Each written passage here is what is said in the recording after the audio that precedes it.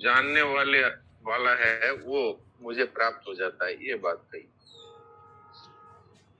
उसमें ज्ञान के साधन बताए थे। अब प्रश्न ये होता है कि वो ज्ञान क्या है, इसलिए भगवान ने ये 14वां अध्याय बताया है।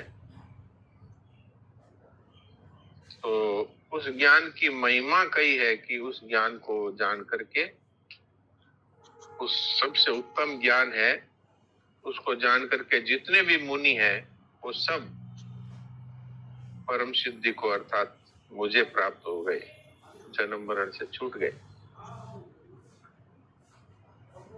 और इसकी महिमा ही कही है फिर कि इस ज्ञान का आश्रय लेने से मनुष्य है वो मेरी तरह हो जाता है, मम साधर्म मागता, अर्थात मेरे जैसा ही हो जाता है।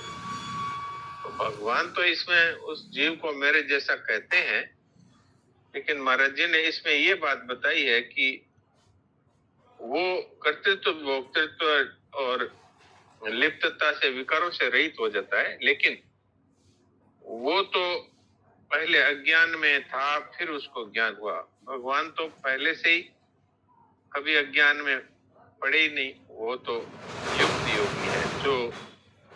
जो अज्ञान में होता है और फिर ज्ञान प्राप्त करता है, वो युंजान योगी कहा जाता है। तो भगवान तो कभी अज्ञान उनमें हुआ ही नहीं, जैसे सूर्य में कभी अंधकार आता ही नहीं, ऐसे ही। पर सधर्मता का अर्थ है, भगवान कहते हैं वो मेरे जैसा ही है, ये भगवान की उदारता है। जैसे एक पिता है, वो अपने पुत्र को अपने से भी ऊंचा देखना चाहता है, इस दृष्टि से भगवान कहते हैं कि वो मेरे जैसा ही हो जाता है।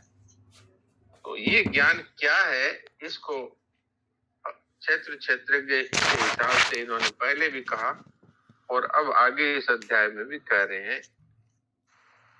और जो भगवान की सधर्मता को प्राप्त हो जाते हैं, वे न तो महासर्ग में पैदा होते हैं और न ही महाप्रलय में व्यथा को प्राप्त होते हैं, अर्थात दुखी होते हैं।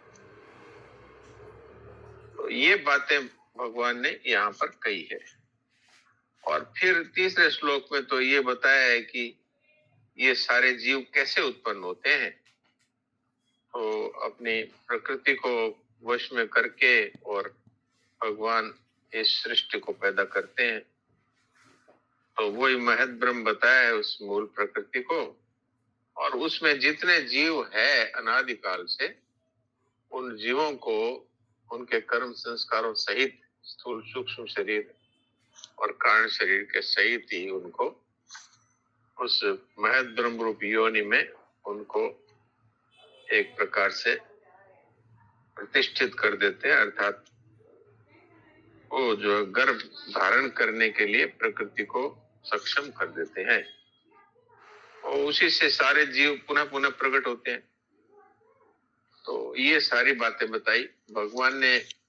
गीता जी में ये बात कही भी अर्जुन से कि तेरे मेरे और राजा लोगों के अनेक जन्म हो चुके हैं, उनको मैं जानता हूं, तू नहीं जानता। भगवान क्यों जानते हैं कि भगवान है वो स्वयं ही जीव रूप से प्रकट हुए हैं, इसलिए अपने आप को जानने में क्या कठिनता है। तो ये है भगवान का रहस्य। तो अब इस विषय में किसी का कोई प्रश्न हो तो प्रश्न कर सकते। नारायण नारायण।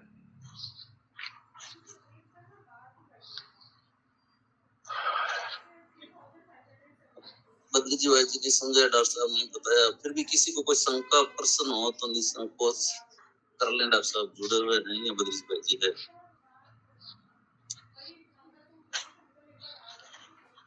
डॉक्टर साहब प्रणाम। साधक संजीवनी मैंने ये वाला श्लोक नहीं पढ़ा है, लेकिन महत ब्रह्म यदि मैं अच्छे से उसको पढ़ूंगी बैठ के तो मुझे समझ में आ जाएगा। हाँ, आ जाएगा। ये तो कुछ बड़ी चीज नहीं है। मूल प्रकृति का नाम ही महत ब्रह्म है। अच्छा। पहले मूल प्रकृति है, फिर उसके बाद में वो उसके गुण है, और फिर गुण के बाद में उनका कार्य शरीर इत्यादि है। अर्थात वो मूल प्रकृति है, वो भगवान की शक्ति है। तो उसी में सब लीन हो जाते हैं और उसी से पुनः प्रकट हो जाते हैं। जी जी, थैंक यू डॉक्टर साहब, प्रणाम। प्रणाम। डॉक्टर साहब, प्रकृति और मूल प्रकृति दोनों में क्या अंतर?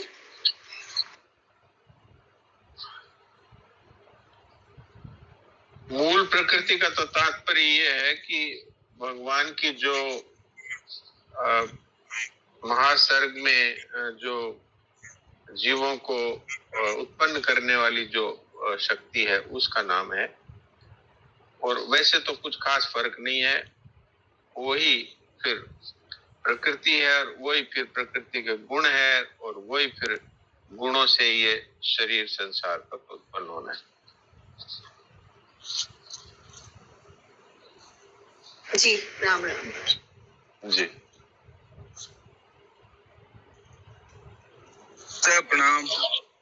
प्रणाम। अच्छा डॉक्टर साहब, यहाँ पेज नंबर 918 में जैसे तस्मिन गर्भम ददाम्यहम में लिखा हुआ है, हाँ भगवान कोई नया गर्भ स्थापन नहीं करते। हाँ, लेकिन फिर भी संसार की आबादी तो कम बेसी हो रही है। हाँ तो कम बेसी हो रही है, तो आपने कब गिनती की है बताइए? आप उत्तर तो दीजिए, फिर मैं आगे बताऊं। क्या बोले, हम समझे नहीं। मैं कह रहा हूँ कम बेसी हो रही है, इसकी गिनती आपने कब की थी?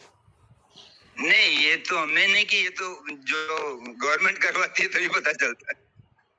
गवर्नमेंट क्या चीज है भगवान के सामने? अब मैं आपको बताता हूँ। एक बिल में कितने जीव है इसकी गिनती कोई कर सकता है? एक पेड़ के पत्ते, एक पत्ते पे कितने जीव हैं इसकी कोई गिनती कर सकता है? समुद्र के अंदर कितने जीव है इसकी कोई गिनती कर सकता है? और वैज्ञानिक लोगों को तो अभी तक ये समझ लो कि 1 करोड़वां या 10 करोड़वां अरबवां अंश भी अभी तक नहीं मालूम है भगवान की सृष्टि का। इसमें कितने जीव कहाँ पड़े हुए हैं, कितने कौन सी योनि में थे और वो मनुष्य बन गए, और फिर मनुष्य कितने वापस कीड़े मकोड़े बन गए, इसको कोई जान सकता है भगवान के सिवाय? तो आबादी कितनी कम हुई, कितनी ज्यादा हुई, ये तो यहाँ पर स्थूल रूप से गिनती कर रहे हैं। लेकिन एक बिल में कितने जीव हैं, वो बिल पाताल लोक तक चला जाए तो कितने जीव हैं उसमें, और कितने कीटाणु हैं इस वायुमंडल में, कोई गिनती नहीं हो सकती। ये सब भगवान के लिए तो सारे के सारे जीव हैं, और हमारे तो गिनती कुछ होती नहीं है। हम तो ये मनुष्यों की गिनती कर ले, जानवरों की गिनती कर ले, हम कहाँ तक पहुंच सकते हैं भगवान की सृष्टि में? वैज्ञानिक लोग जो अंतरिक्ष में गए हैं वो भी ये मानते हैं कि हम तो इस पूरे ब्रह्मांड का कोई छोटा सा अंश भी हम देख नहीं पाए। अंतरिक्ष में भी कितने तारे हैं, कितनी उल्काएं हैं, उनका कोई सा अंश वो जान पाए। इसलिए भगवान की सृष्टि की गिनती ये कोई नहीं जानता। जी तो समझ में आया, बहुत अच्छी तरह से। तो ये बात है, हम लोग खुद कीड़े मकोड़े हैं, हम लोग क्या जानते हैं? जितना जानते हैं उसमें अभिमान कर लेते हैं, ओ हम बहुत जान गए। ज्ञान के किसी एक क्षुद्र अंश को जानना है, ये भी भगवान के जो ज्ञान है उसका कौन सा अंश है, इसको कोई आकलन नहीं कर सकता। हम लोग क्या है, कुछ नहीं। बहुत धन्यवाद जी, प्रणाम। हाँ, राम राम डॉक्टर साहब। राम राम। हाँ, कल ये जो बाकी रह गया था, वे अपने बोला कि कल ये करेंगे, 13 जाएगा 31 श्लोक का आगे, उसका थोड़ा सा आगे मतलब और अगर विवेचन हो तो बढ़िया रहे। उसमें आपका कोई विशेष जो स्पेसिफिक प्रश्न है वो कर सकते हैं आप। ऐसे तो कल बहुत बातें हो गई थी, उसी को दोबारा सुन लीजिए, मैंने सत्संग ग्रुप में डाला है उसको।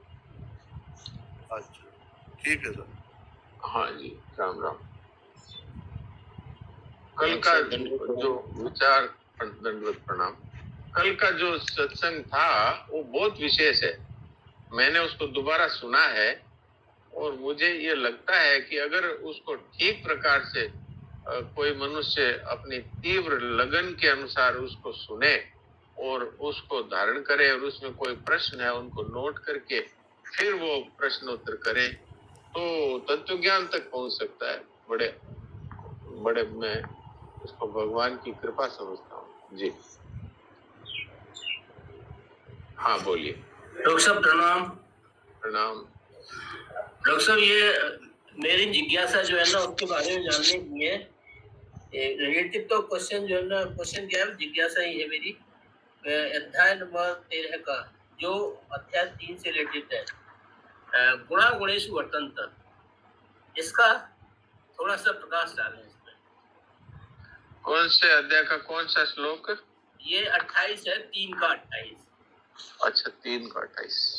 मैं एक बार पढ़ लेता हूँ जी जी। तत्ववित्त महाबाहो। अच्छा गुण कर्म विभाग वो वाला है। तीसरे अध्याय का 8वां 28वां। अच्छा 28 मैं देखता हूँ अभी।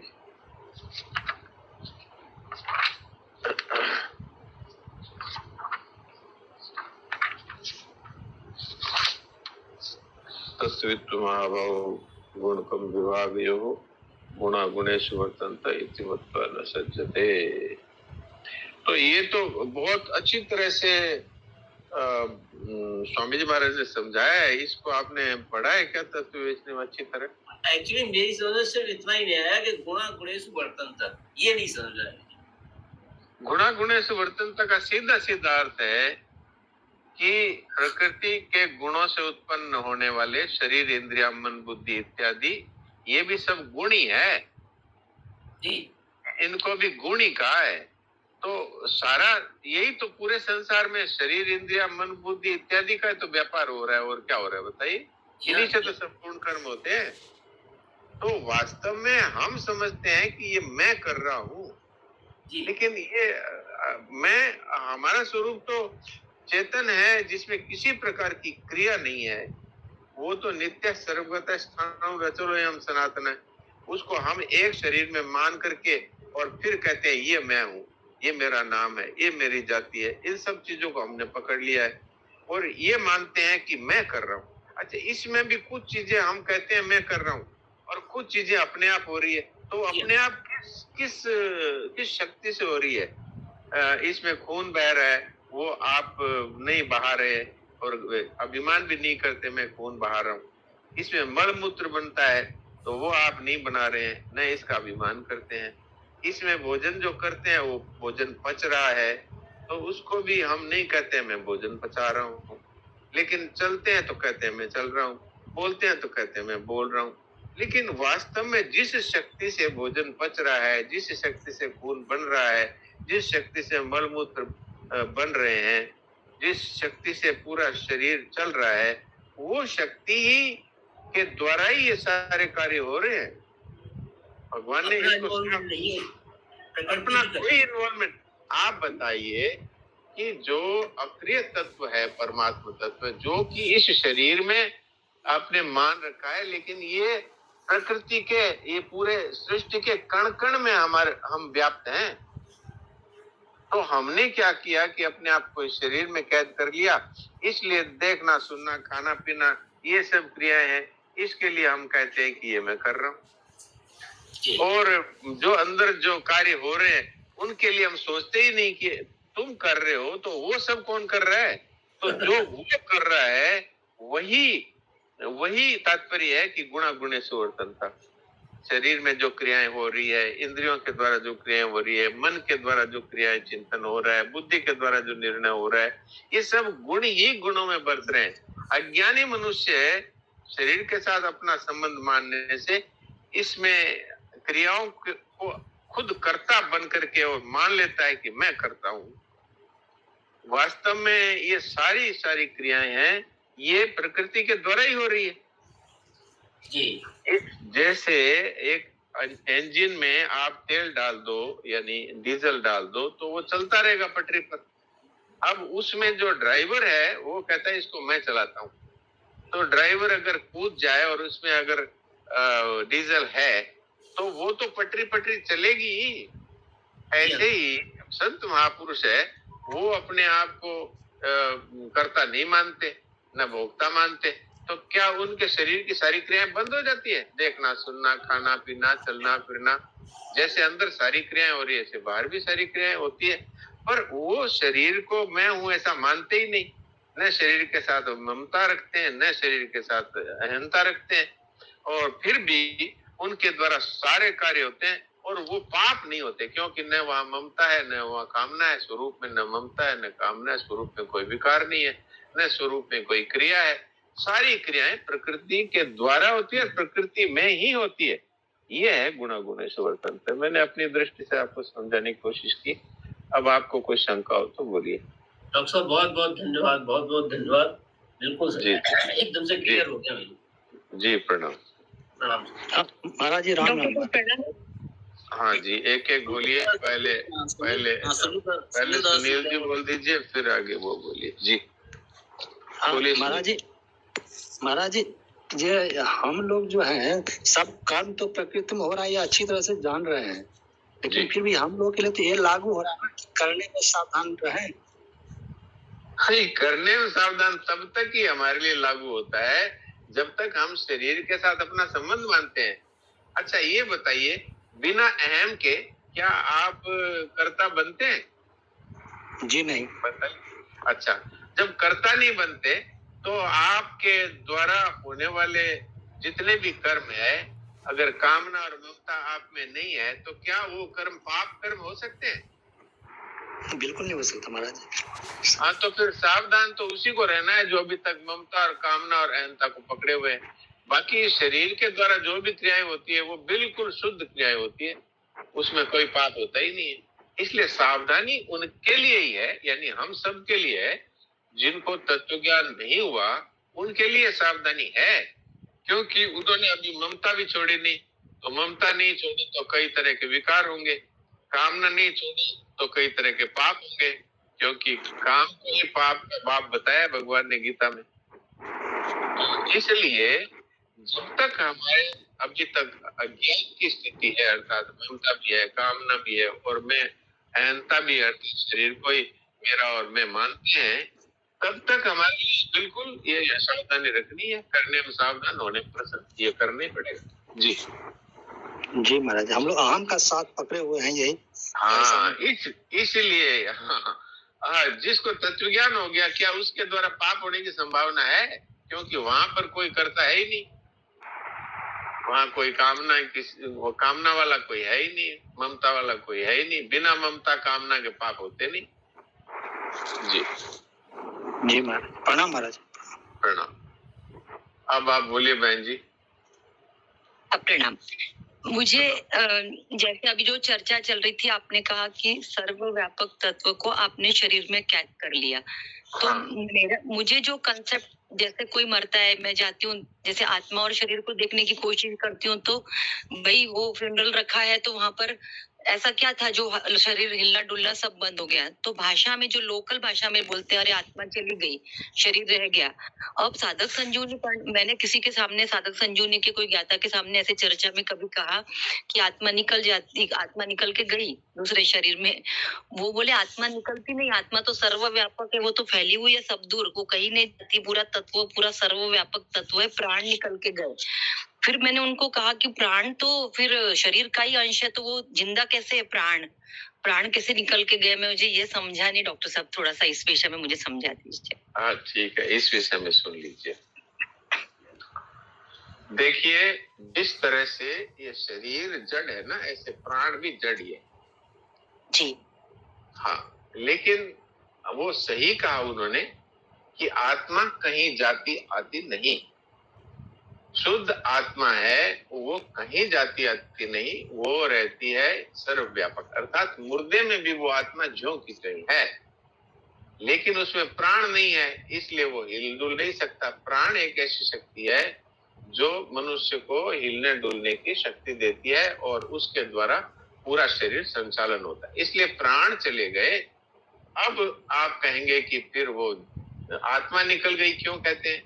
वो है जो जीव मरने से पहले शरीर के साथ अपना संबंध नहीं तोड़ता, अर्थात शरीर और संसार जो जड़ता है उससे अपना संबंध नहीं तोड़ता, वो कहलाता है जीवात्मा।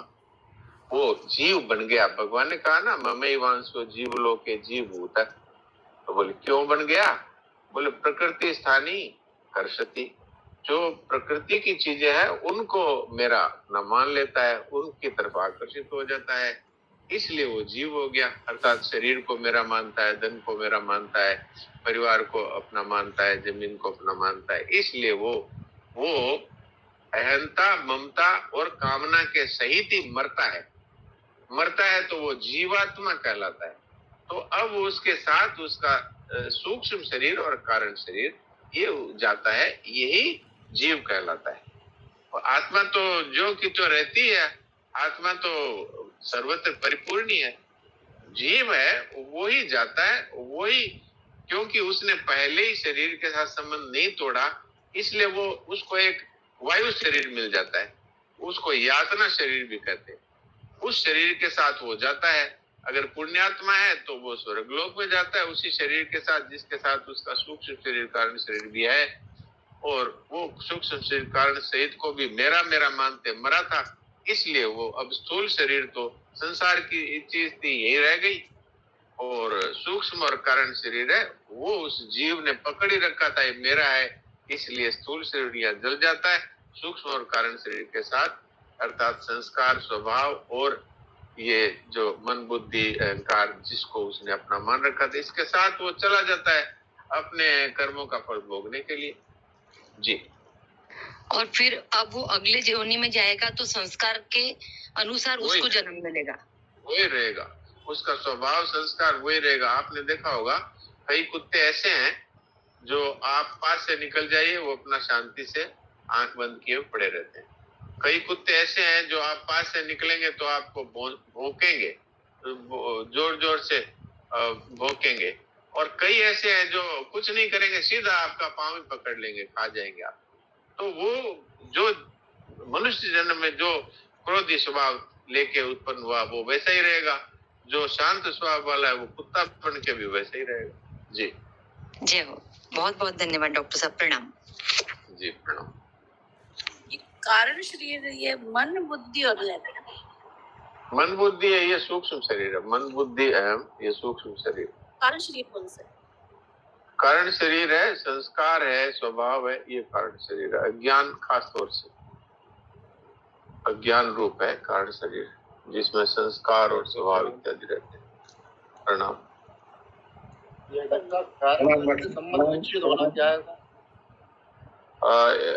एक मिनट दायमा जी, पहले इनसे मैं बात करूं फिर आपसे करता हूँ। हाँ, आप थोड़ा तो तेजी से बोलिए, धीरे बोल रहे हैं, मुझे सुन कम रहा है आपका। बोलिए। शरीर से संबंध विच्छेद होना क्या है? कारण शरीर से संबंध विच्छेद होना वही है जैसे स्थूल से संबंध विच्छेद होना है। अरे स्थूल, सूक्ष्म, कारण तीनों ही शरीर तो ये जड़ प्रकृति है।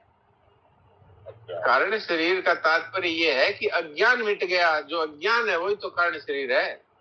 शरीर को अपना मानना, संसार को अपना मानना, यही तो कारण शरीर है, अज्ञान ही मूल रूप से। तो अगर आपका अज्ञान दूर हो गया तो कारण शरीर से भी संबंध टूट गया और स्थूल सूक्ष्म से संबंध टूट गया, मन, बुद्धि, अहम, इन सब से संबंध मिट गया। अर्थात तीनों शरीरों से जिसने ये मान लिया कि प्रकृति से मेरा कोई संबंध नहीं है और इसी को उसने स्वीकार कर लिया, अब उसके सामने चाहे भले ही सब के सब मर जाएं, उसको कोई फर्क नहीं पड़ता, सारा धन चला जाए कोई फर्क नहीं पड़ता, उसके शरीर पे भी अगर प्राणों पे आ गया तो उसको कोई फर्क नहीं पड़ता। जब भी तो कहा कि महाप्रलय में सारे जीव भस्म हो जाते हैं, ये बात अभी पढ़ी ना, तो सारे जीव जिंदा जल जाते हैं, तो उनको कोई असर नहीं पड़ता। जो उस टाइम जो महापुरुष हैं, महाप्रलय में भी तो वहां महापुरुष तो रहेंगे, ज्ञानी भी रहेंगे, तो उनको कोई फर्क नहीं पड़ता क्योंकि जल रहा है शरीर, उनको क्या मतलब है। मैंने तो एक ऐसी महाराज, हाँ निर्विकल्प बोध, हाँ बिल्कुल यही है निर्विकल्प। अज्ञान मिट गया कि निर्विकल्प बोधेगा कि हाँ निर्विकल्प बोध। हाँ, उसका स्थूल सूक्ष्म कारण सब शरीरों से संबंध मिट गया। अब आप बोलिए। हाँ जी। हाँ, प्रणाम डॉक्टर साहब, बहुत सुंदर चर्चा, बहुत अच्छा लगा। बहुत एक मेरे को थोड़ा सा डाउट क्या हुआ, आपने जो ये कहा ना कि जब मनुष्य मर जाता है हाँ। तो जो डेड शरीर है, उसका शरीर डेड है, स्थूल तो यही रह जाता है और बाकी कारण शरीर और सूक्ष्म और कारण, हाँ, वो चला जाता है। क्यों? वो तो सूक्ष्म है। वो उसने ममता छोड़ी नहीं ना, ममता नहीं छोड़ी, इसलिए वो जाएगा जीव के साथ। लेकिन आपने कहा ना कि मन बुद्धि को अपना मानता है तो मन बुद्धि भी जाएगा। अहम अहम वो खुद कहता है यही मैं हूँ, तो वो अहम भी जाएगा। जी, आप क्या बोल रहे? तो ममता कामना की वजह से ही वो उनको मानता था, इसलिए वो स्थूल तो यही रह जाएगा, कारण और सूक्ष्म शरीर के साथ में वो जीवात्मा कहलाता है। अल्पात्मा कह दीजिए। जो महात्मा है वो तो महान आत्मा हो गया, अर्थात अब उसका प्रकृति के साथ कोई संबंध नहीं रहा, तो इसलिए वो अगर मर भी उसका प्राण भी अगर शरीर के छूट जाते हैं तो भी उसको कोई फर्क नहीं पड़ता। और जीवित अवस्था में भी वो तो परमात्मा के साथ एक हो गया, आत्मा के साथ एक हो गया। उसका व्यक्तित्व नहीं रहा, कोई अलग से उसका परिचिन्नता नहीं रही, अलग से वो कोई व्यक्ति नहीं रहा। जी, जीते जी। तो मरेगा तो शरीर, वो तो मरेगा नहीं, वो तो अब हम अमर भय न मरेंगे।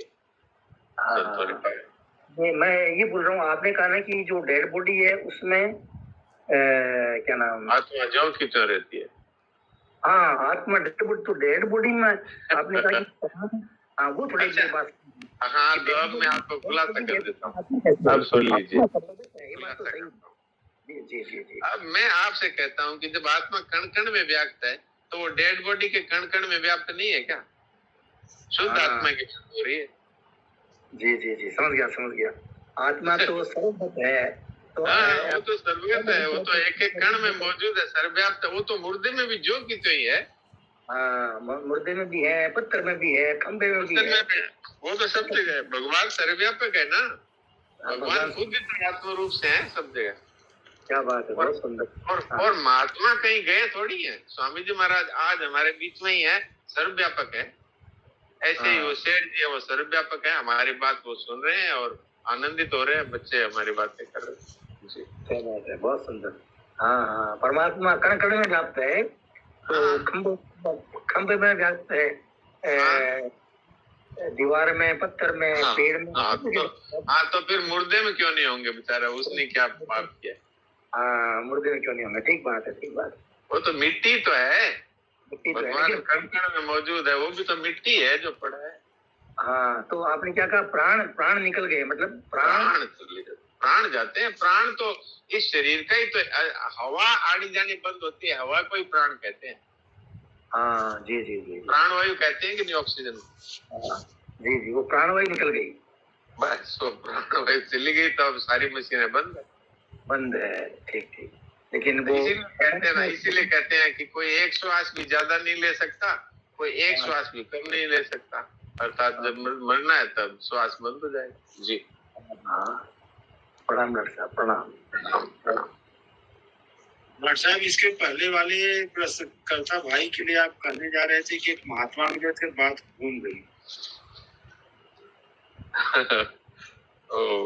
मुझे भी याद नहीं है, आप बताइए तो मैं बताऊं। डॉक्टर साहब, आप कह रहे थे कि हमने तो एक महात्मा ऐसे भी देखे हैं, आप ऐसे बोल रहे थे। हाँ, वो अब याद आ गई, प्रीति ने ठीक बताया। वो स्वामी जी महाराज ने एक बार हमको बताया कि जो बटवृक्ष के सामने जो जंगल दिखता है ना, यहाँ पहले कोई बिल्डिंग्स नहीं थी, झाड़ी थी, और इस तरफ भी झाड़ी थी, बटवृक्ष की तरफ भी जंगल ही जंगल था, गहन। तो पहले इस तरफ कुछ आबादी नहीं थी। तो एक महात्मा जी रहते थे बटवृक्ष के पीछे, जो पहाड़ है बटवृक्ष के साइड में, उस जंगल में।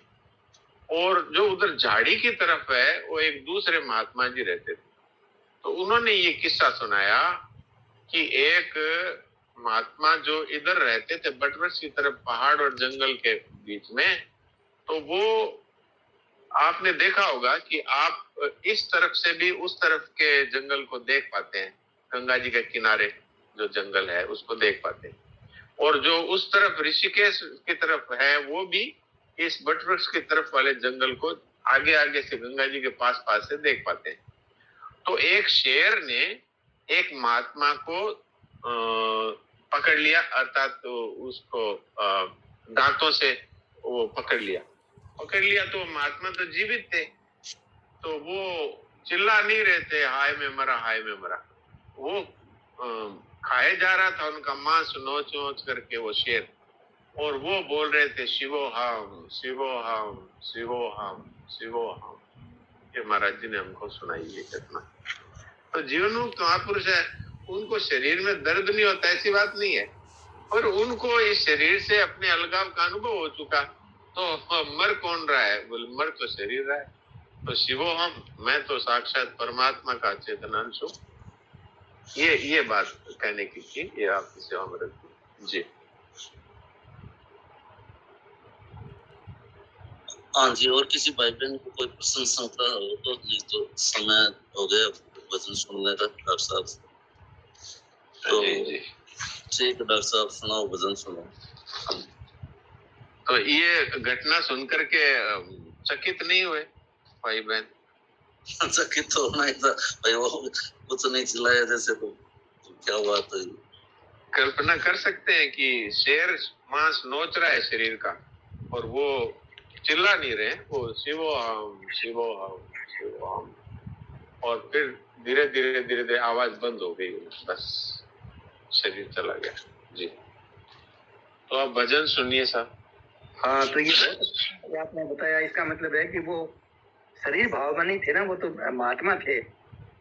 हाँ, इसीलिए उनको महान आत्मा कहा है, महात्मा कहा है। हाँ, महात्मा आप शरीर में मानते ही नहीं, वो सर्वव्यापक मानते हैं, सर्वव्यापक, इसलिए वो शरीर। राम राम राम राम। तो महाराज जी, राम राम महाराज। ये अपने महात्मा को भी तो दर्द तो हो रहा है ना शरीर में।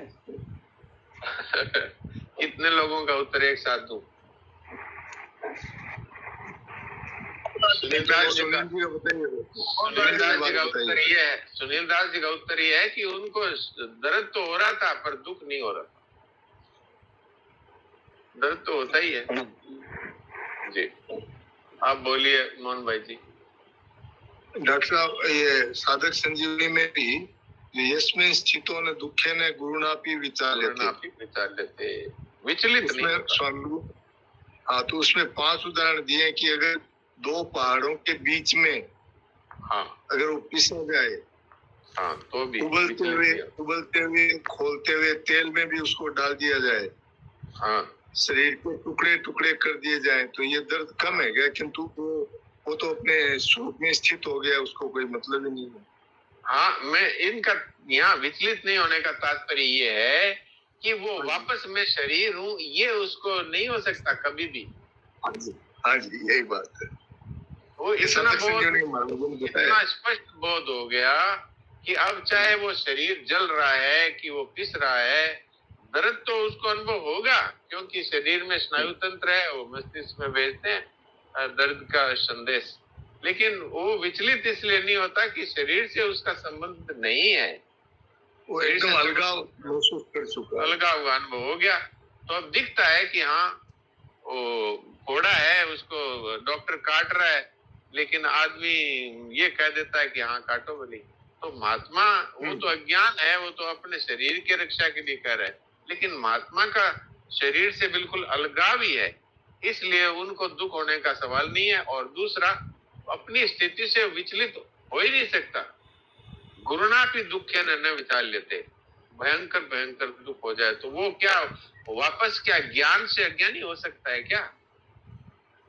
नहीं। हाँ, वो बात विचलित नहीं होने का तात्पर्य ये जी। राय जी आप बोल रहे थे? हाँ, समाधान हो गया, बहुत सुंदर आपने वही आपने जो बताया ना कि वो जो यही जैसे उस महात्मा, वो महात्मा है तो उसको ये मालूम है कि हाँ शरीर शिवो हम शिवो, ये कहते हुए वो बिल्कुल अपने शरीर से उसका बिल्कुल अलगाव हो गया।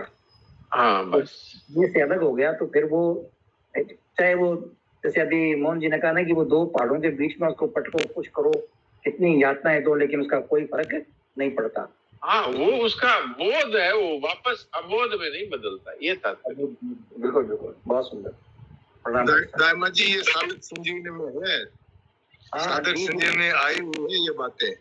हाँ, ये जो आपने श्लोक का जो कौन सा श्लोक है ये नंबर 6 पॉइंट जी बताएं। यस्मिन् स्तुतो ने दुःखेन गुरुणापि यम लब्ध्वा चापरम मन्यते नाधिकं तथा यस्मिन् स्तुतो ने दुःखेन गुरुणापि। 6 का 22 बहुत सुंदर, बहुत बढ़िया। डॉक्टर साहब स्वामी जी महाराज शरीर से अलगाव हम सब साधकों का इसी रूप में चाहते थे कि हम अपने आप को जीते जी अलगाव महसूस कर ले। बिल्कुल चाहते थे, नहीं चाहते हैं। जी जी जी ठीक, वहाँ थे लागू ही नहीं होता। राम राम। तो भजन नहीं है लो साहब। राम राम, ये 6 का 22 बताया क्या? हाँ 6 का 22। राम राम।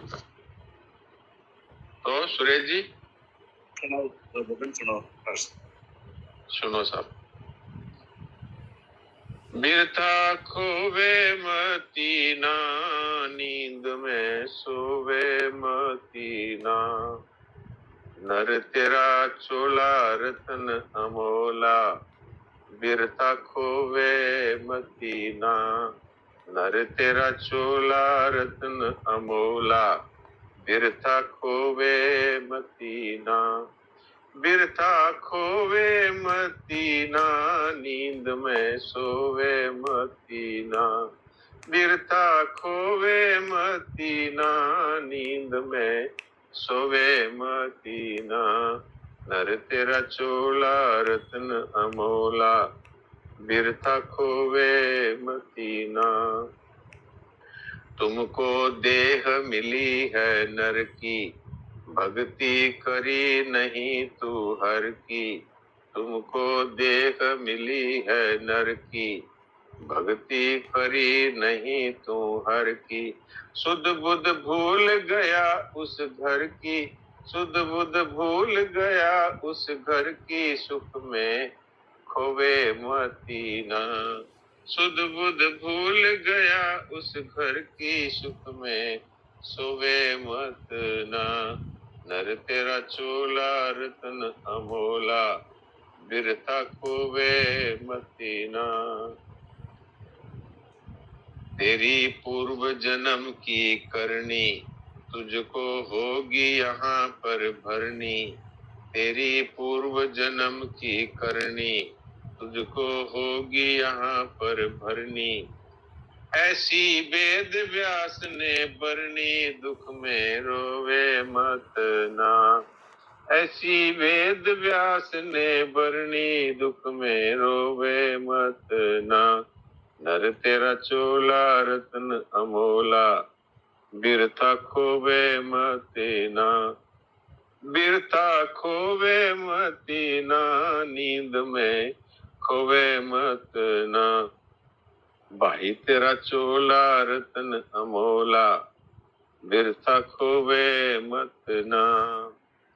देखे ऋषि मुनि भीतर में, देखे ऋषि मुनि भीतर में, फंस गए माया के चक्कर में, फंस गए माया के चक्कर में, नैया फंस गई भव सागर में, नैया फंस गई भव सागर में, इसे डुबोवे मत ना, नर तेरा चोला रतन अमोला, बिरथा खोवे मत ना, पगड़ी बांध कमर हो तगड़ा, पगड़ी बांध कमर हो तगड़ा, आगे जम से होगा झगड़ा, आगे जम से होगा झगड़ा, सीधा पड़ा मोक्ष का दगड़ा, हितु तुझोवे मतीना, सीधा पड़ा मोक्ष का दगड़ा, हितु तुझोवे मतीना। दगड़ा का मतलब रास्ता, मार्ग। सीधा पड़ा मोक्ष का दगड़ा, इतूत जोवे मत ना। भाई तेरा चोला रतन अमोला, बिरथा खोवे मत ना। बिरथा खोवे मती ना, नींद में सोवे मती ना। बिरथा खोवे मती ना, नींद में सोवे मती ना। नर तेरा चोला रतन अमोला, बिरथा खोवे मती ना। भाई तेरा चोला रतन अमोला, बिरथा खोवे मती ना। नारायण नारायण।